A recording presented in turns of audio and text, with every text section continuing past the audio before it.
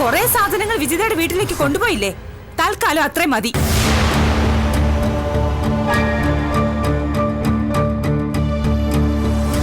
ഇനി എന്തെങ്കിലും വേണമെങ്കിൽ എന്നോട് ചോദിച്ചിട്ട് കൊണ്ടുപോയാൽ മതി.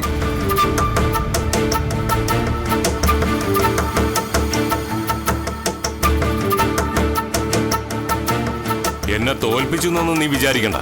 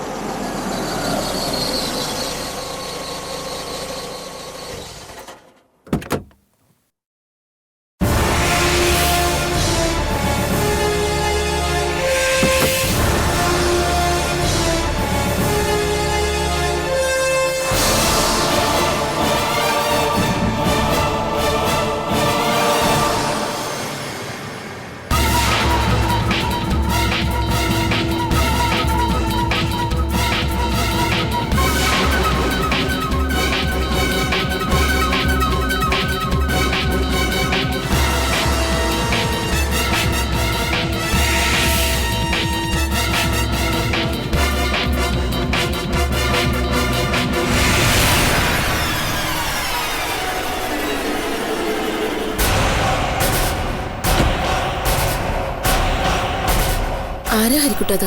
ശിവജി. ഇവനാണോ ശിവജി? ഭീഷണിയാണെന്ന് തോന്നുന്നു. എന്ത് ഭീഷണി? നമ്മളെ ഇവിടുന്ന് ഇറക്കിവിടാൻ.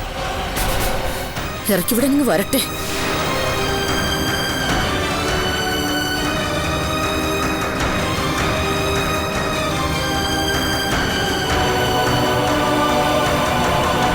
കേറുവാ ശിവജി.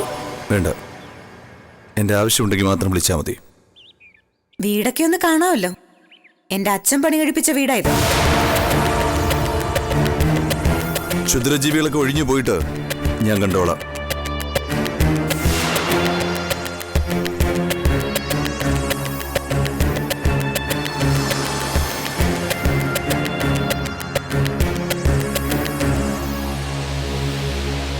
എന്താടി അളക്കുന്നത് മാതിരി ഒരു നോട്ടം? ഇനി അളക്കാനൊന്നുമില്ല, അളന്നും തൂക്കിയും വെച്ചിരിക്കുക. എന്താ നിന്റെ ഉദ്ദേശം? ബോംബെക്കാരൻ ഗുണ്ടയെ കൊണ്ടല്ലോ കൂടെ. നീ എവിടെ ചെന്നാലും ആരെങ്കിലുമൊക്കെ വളച്ചെടുക്കുമല്ലേ? വളയ്ക്കലും ഒടിക്കലും ഒക്കെ ചെറിയമ്മയുടെ മകന്റെ കുത്തകയല്ലേ. പിന്നെ എവിടെ ചെന്നാലും എന്നെ സഹായിക്കാനും വഴികാട്ടാനും ആരെങ്കിലുമൊക്കെ ഉണ്ടാവുമെന്ന് പറഞ്ഞത് സത്യം. അതെന്റെ അച്ഛനും അമ്മയും എനിക്ക് തന്ന അനുഗ്രഹം. നിങ്ങൾക്കില്ലാതെ പോയതോ അതാണ്. എടി, ഒരുമ്പിട്ടിറങ്ങുന്നോളുമാർക്ക് ആണുങ്ങളെ കിട്ടാനാണോ പാട്? അതും ഈ ഞരമ്പ് രോഗികളുടെ നാട്ടില്. ചെറിയമ്മ ഒന്ന് ഇറങ്ങി നോക്ക്, കിട്ടുമോന്നറിയാലോ. ഇപ്പൊ അതിനുള്ള സമയമായി. എന്റെ സമയം നീയല്ല, ഞാനാ നിശ്ചയിക്കുന്നത്. നീ ആരാണ് നിന്റെ വിചാരം? ഇവിടുത്തെ അടുക്കളയിൽ നിന്ന് പോയവളല്ലേടി നീ? അതെ, അടുക്കളയിലോട്ട് ഞാനിപ്പോ തിരിച്ചു വരാൻ പോവാ. അടുക്കളക്കാരിയായിട്ടല്ല, അതിന്റെ ഉടമസ്ഥയായിട്ട്.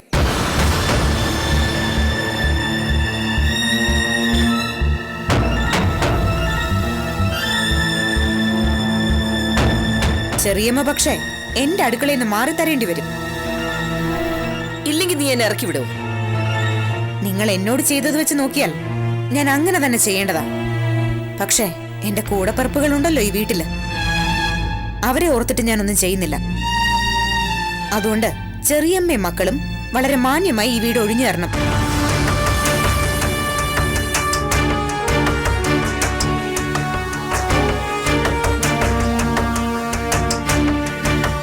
ഞങ്ങൾ ആരും ഈ വീട് വിട്ടു പോവാൻ ഉദ്ദേശിക്കുന്നില്ല.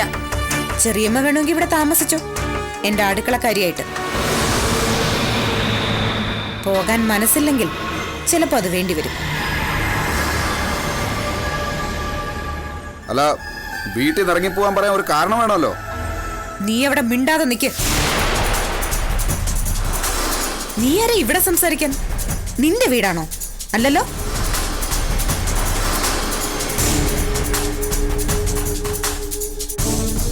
പ്രോപ്പർട്ടി ഈട് വെച്ച് ലോൺ എടുത്തത് മറന്നിട്ടില്ലല്ലോ. മുതലും പലിശയും കൂടി ഇപ്പൊ 2 കോടിക്ക് അടുത്തായി. ഒറ്റ തവണ പോലും തിരിച്ചടച്ചിട്ടില്ല. റിമൈൻഡർ അയച്ചു, മറുപടിയില്ല. രജിസ്റ്റേർഡ് നോട്ടീസ് അയച്ചു, അതിനുമില്ല റിപ്ലൈ. വക്കീൽ നോട്ടീസ് അയച്ചു, ഒരു പ്രതികരണം ഉണ്ടായില്ല. ജപ്തി നോട്ടീസ് അയച്ചു, ഇപ്പൊ ജപ്തി ചെയ്യാൻ കോടതി ഉത്തരവുമായി. ഇതിൽ കൂടുതൽ ഇനി എന്താ വേണ്ടത് നിങ്ങളെ ഈ വീട്ടിൽ നിന്ന് ഇറക്കി വിടാൻ?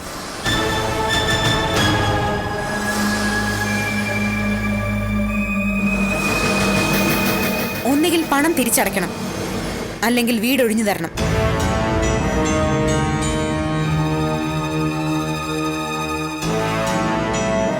ഇനി ചോദ്യവും പറച്ചിലും ഒന്നുമില്ല, പ്രവൃത്തി മാത്രമേ ഉള്ളൂ. മാനഹാനിയും ധനനഷ്ടവും ഒക്കെ ഉണ്ടായിന്ന് വരും. അപ്പൊ പരാതി പറഞ്ഞിട്ടൊരു കാര്യമില്ല. എന്താണെന്ന് വെച്ചാൽ ആലോചിച്ച് തീരുമാനിച്ചിട്ട് ഒരു മറുപടി പറയും.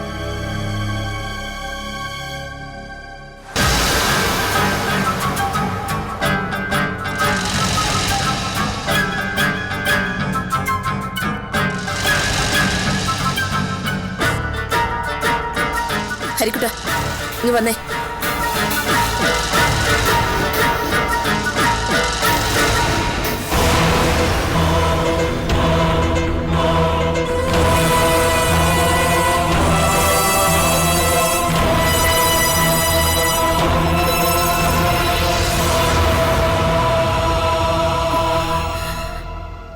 എന്താണ് ചെയ്യേണ്ടത്? അവരോട് മല്ലു പിടിക്കാൻ പോയാൽ നമ്മൾ ജയിക്കൂ. എന്റെ കൊട്ടേഷൻ ടീമിനെ കൊണ്ടുവന്ന് കുറച്ച് ദിവസം ഇവിടെ താമസിപ്പിച്ചാലോ? അവര് കാവൽ കിടക്കുമ്പോ വീട് കയ്യേറാൻ ആരെങ്കിലും ധൈര്യപ്പെടുമോ? അവർക്ക് ജപ്തി ചെയ്യാൻ കോടതി ഉത്തരവ് പോരേടാ, നമുക്ക് തടയാൻ പറ്റുമോ? നിന്റെ കൊട്ടേഷനോ സകല കുഴപ്പത്തിനും കാരണം. നമുക്ക് അമ്മൂനോട് ഒരു അവധി ചോദിച്ചൂടെ? ഒരാഴ്ചയെങ്കിൽ ഒരാഴ്ച, അത്രയും ഒരു സാവകാശം കിട്ടുമല്ലോ. അത് കഴിഞ്ഞു. നീ പിന്നെ ഇവിടെ ഇറങ്ങിയിട്ട് എങ്ങോട്ട് പോകാനും റെഡി ആയിട്ടിരിക്കുകയാണല്ലോ. പോകേണ്ടി വന്നാ പോകണം, വന്നാ വന്നിടത്ത് വെച്ച് കാണണം.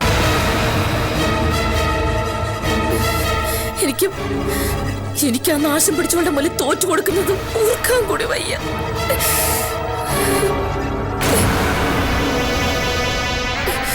ജപ്തിയൊക്കെ ആയ ആകെ നാണക്കേടാവും.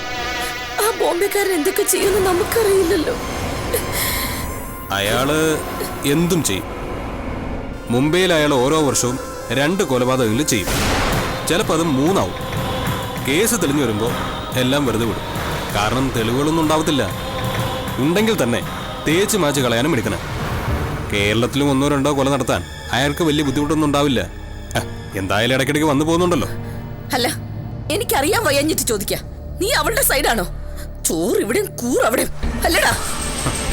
ഞാൻ നീതിയുടെയും ന്യായത്തിന്റെയും സൈഡാ. എനിക്കിപ്പോ ഈ വീട് തീയിട്ട് ചുടാനാ തോന്നുന്നത്. അവളുടെ കൈവശത്തോട് ചെന്ന് ചേരില്ലല്ലോ. ഇതിനാ പറയുന്നത് എലിയെ തോൽപ്പിച്ചില്ലം ചുടുകയെന്ന്. എന്തായാലും അവധി ചോദിക്കാം. അതിനുള്ളിൽ നമുക്കെന്നത് ചെയ്യാം. ശിവജിക്കും അവക്കും ചേർത്തൊരു കൊട്ടേഷൻ കൊടുക്കാം.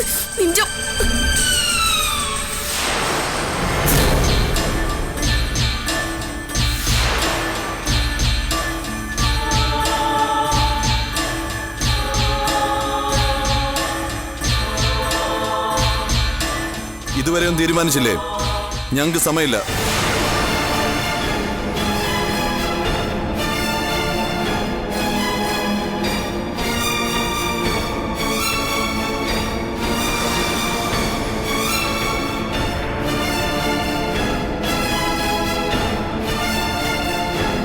എന്തു പറയുന്നു?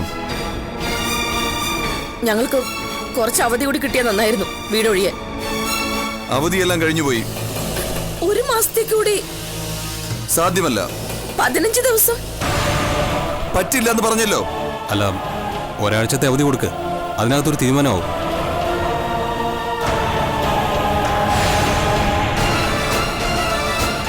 ചെറിയമ്മയ്ക്ക് ഒരാഴ്ചത്തെ അവധി വേണം. നിന്റെ ഇഷ്ടം പോലെ ചെയ്യ്. എനിക്ക് നിങ്ങൾ ഇന്ന് തന്നെ ഈ വീട് ഒഴിയുന്നതാണ് ഇഷ്ടം. നീ തന്നെ ഇത് പറയണോടി. നിന്നെ ഒരിക്കൽ ഈ വീട്ടുമുറ്റത്ത് കൊണ്ടുവന്ന് തള്ളിയത് ഓർമ്മയുണ്ട് നിനക്ക്? നിന്റെ അമ്മാവനും അമ്മായിയും കൂടെ. അന്ന് നിന്നെ ഏറ്റെടുത്ത വീടായത്, നിനക്ക് അഭയം തന്ന വീട്. ആ വീട്ടിന് തന്നെ നീ ഞങ്ങളെ ഇറക്കി വിടണം. അങ്ങനൊരു കടപ്പാട് എനിക്ക് ഈ വീടിനോടുണ്ട്. പക്ഷേ നിങ്ങളോടില്ല. എനിക്ക് അഭയം കിട്ടിയ വീടായിട്ടല്ല ഞാനിതിനെ കാണുന്നത്. എന്റെ അച്ഛൻ ജീവിച്ചിരുന്ന വീടായിട്ടാ. എനിക്കിത് പുണ്യസ്ഥലമാണ്. എന്നിട്ടിവിടെയാ ചെറിയമ്മ എന്റെ അച്ഛന്റെ കൊലപാതകിക്ക് തിന്നാനും കുടിക്കാനും ധൂർത്തടിക്കാനും മടിശീൽ അഴിച്ചിട്ട് കൊടുത്ത് താമസിപ്പിച്ചിരിക്കുന്നത്.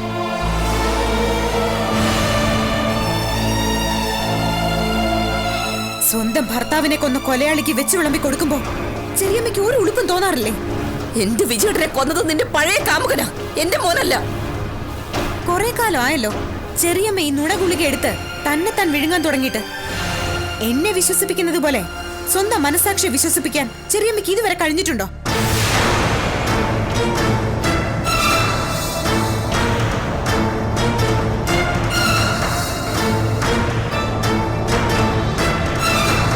ഇല്ലെന്നെനിക്കറിയാം.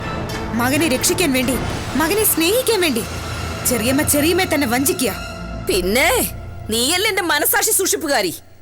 ചെറിയമ്മയുടെ ഒരു തർക്കത്തിന് ഞാനില്ല. എന്റെ അച്ഛൻ പണിയിച്ച ഈ വീട്ടില് എന്റെ അച്ഛനെ കൊന്ന ഈ ജന്തു ഇനി താമസിക്കാൻ പാടില്ല.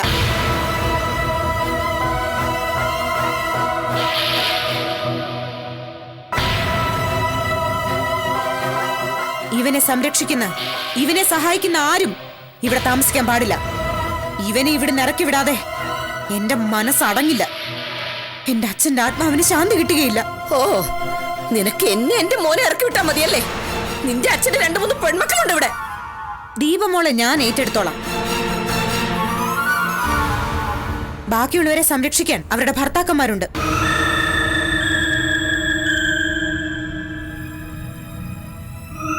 പിന്നെ എന്നോട് ആദ്യമായിട്ട് ഇളവ് ചോദിച്ചതാണല്ലോ, അതുകൊണ്ട് മാത്രം. ശിവജി, എത്ര ദിവസത്തെ കാലാവധിയാണ് കൊടുക്കേണ്ടത്? ഒരാഴ്ച ധാരാളം. കേട്ടല്ലോ, ഒരാഴ്ച. അത് 7 ദിവസമേ ഉള്ളൂ. ഓർമ്മ വേണം. ഇനി ഒരു അറിയിപ്പില്ല. സമ്മതിച്ചോ?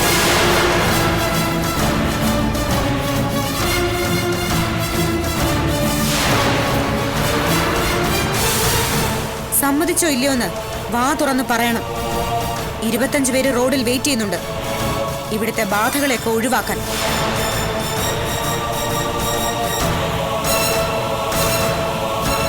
ഒന്നും പറഞ്ഞില്ല. ആ, സമ്മതിച്ചു. ശരി, 8ാമത്തെ ദിവസം ഞങ്ങൾ വരും. അന്ന് കെട്ടും ഭാണ്ഡവും മുറുക്കി പോവാൻ തയ്യാറായിരുന്നോണം. തൽക്കാലം ഞങ്ങൾ പോകുന്നു.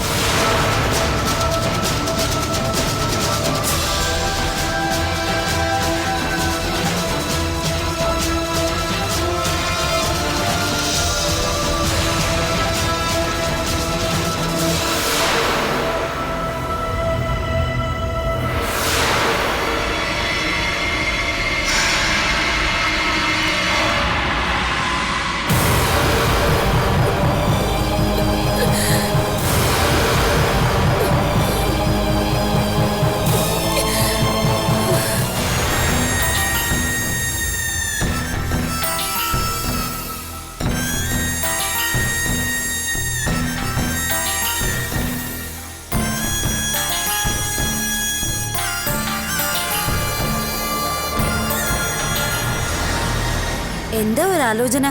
ഏയ്, ഒന്നുമില്ല. അച്ഛനില്ലാത്തപ്പോ അച്ഛന്റെ സ്ഥാനം ഏട്ടനാ. എല്ലാ കുടുംബത്തിലും അങ്ങനെ പതിവ്. ഇവിടെ മാത്രം അനിയന്റെ ഭരണം.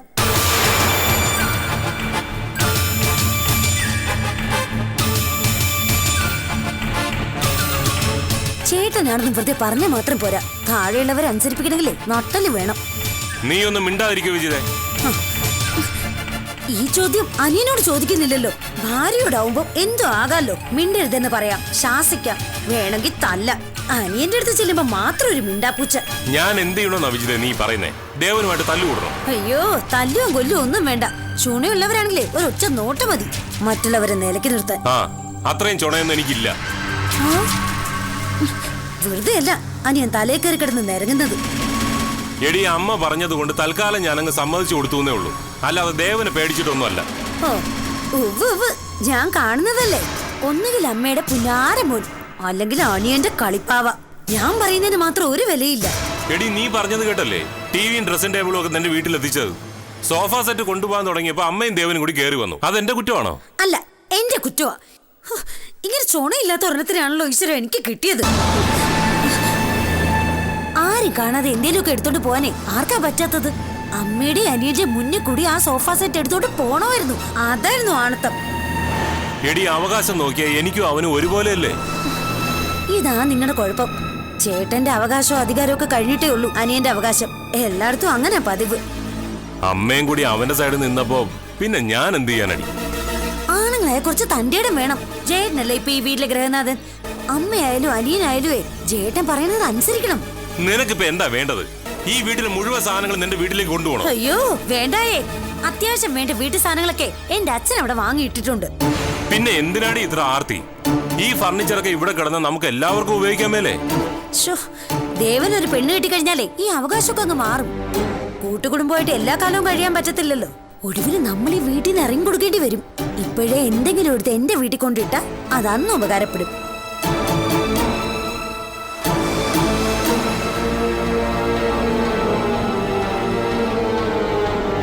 ഞാനിപ്പോ എന്ത് ചെയ്യണം? നീ തന്നെ പറ. സോഫ സെറ്റും അലമാരയും എന്റെ വീട്ടിലേക്ക് കൊണ്ടുപോകണം. അതെന്റെ ഒരു വാശിയാ. ആ കൊണ്ടുപോവാം. ആരും കാണാതെ കൊണ്ടുപോയ പോരാ, അമ്മയുടെ ദേവിന്റെ മുന്നിൽ കൂടി അന്തസ്സായിട്ട് കൊണ്ടുപോകണം. ഇതൊരു ഫർണിച്ചറിന്റെ മാത്രം കാര്യമല്ല. ജയേട്ടൻ ഈ വീട്ടിലെ സ്ഥാനം എന്താണെന്ന് മറ്റുള്ളവരെ ബോധ്യപ്പെടുത്തുകയും വേണം. ദേവനും അമ്മയെ എതിർത്ത എല്ലാം കൂടി ഇപ്പൊ തന്നെ അങ്ങോട്ട് പങ്കുവച്ചേക്കാന്ന് പറ. എല്ലാത്തിന്റെയും നേർപകുതി നമുക്ക് കിട്ടണം.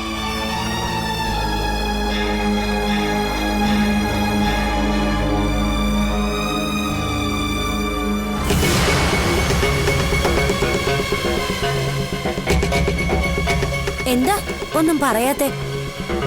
ശരി, ഞാനും ഇനി രണ്ടിലൊന്നും നോക്കിയിട്ടേ ഉള്ളൂ. അതുപോലെ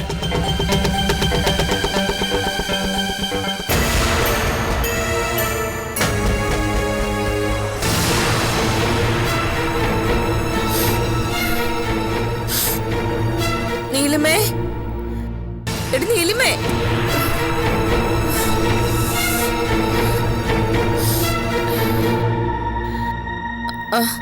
നീ ഇത്തിരി വെള്ളം തിളപ്പിക്കേ. എന്തിനാമേ? ആവി കൊള്ളാനാ. രാവിലെ തുടങ്ങിയതാ ഒരു ജലദോഷക്കോള്. തുളസിയില ഇടണോ? 5-6 ഇട്ടോ. പിന്നെ കുറച്ച് തിളച്ച വെള്ളം വാട്ടർ ബാഗിൽ എടുത്തു വെക്കേ. പുറത്ത് ചൂട് പിടിക്കാലോ.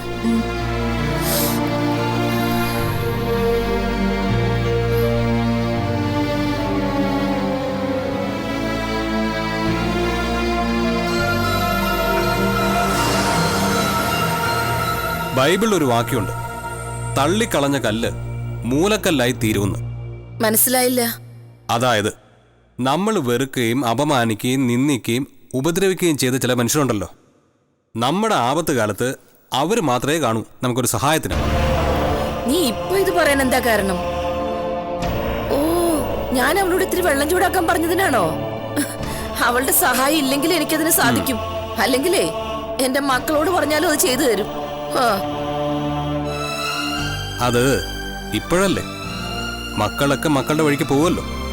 ഞാൻ അപ്പോഴത്തെ കാര്യം പറഞ്ഞത്. അപ്പോഴത്തെ സാഹചര്യം അനുസരിച്ച് ഞാൻ എന്താന്ന് വെച്ചാ ചെയ്തോളാം.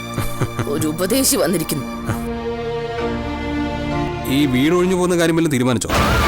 നിനക്ക് ഞങ്ങൾ ഇവിടെ നിന്ന് ഇറങ്ങി പോകുന്നത് കാണാൻ അത്രയ്ക്ക് കൊതിയാണോടാ? ഇരിക്കുന്ന മരം വല്ലവനും മുറിക്കുന്നത് കാണാൻ ആർക്കാ കൊതി? ഞാനും കൂടെ താമസിക്കുന്ന വീടല്ലേ ഇത്. എന്റെ ഉത്കണ്ഠ കൊണ്ട് ചോദിച്ചതാ. നിനക്കെന്തിനാ ഉത്കണ്ഠ?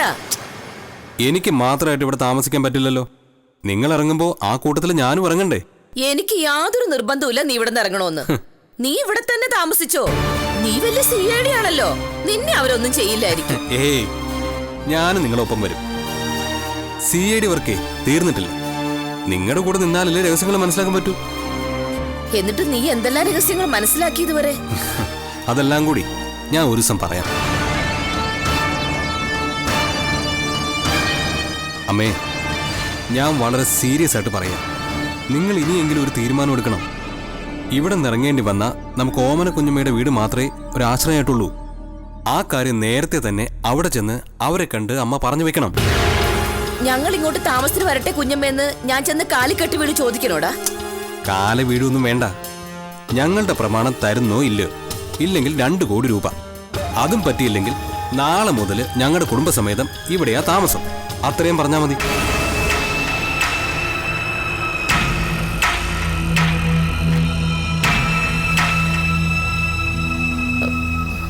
കുഞ്ഞമ്മയും മക്കളും സമ്മതിച്ചില്ലെങ്കിലോ? സമ്മതിച്ചാലും ഇല്ലേലും ഇവിടെ നിറങ്ങിയ നമ്മുടെ വീട് പിന്നെ അത് തന്നെയാ. ഞാനൊന്ന് ആലോചിക്കട്ടെ. ഇനി ആലോചിക്കാനൊന്നും സമയമില്ല. അമ്മ എങ്ങ് തീരുമാനിച്ചാൽ മതി. പെൺമക്കളെ കടത്തിണ്ണയിൽ കിടത്താൻ പറ്റില്ലല്ലോ.